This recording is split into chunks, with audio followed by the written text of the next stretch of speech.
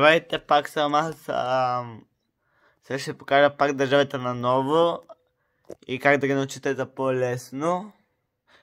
И сега да стигнем до 5000 последователя.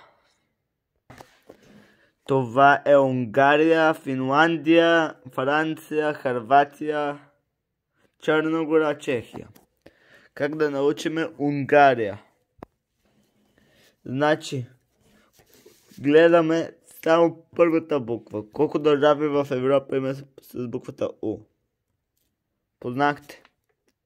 2. Това са Украина и Унгария. Така че мислете. След това мислете върху буквата Ф, върху буквата Х и Ч. Добре, коя е тази държава тук? Кажете в коментарите.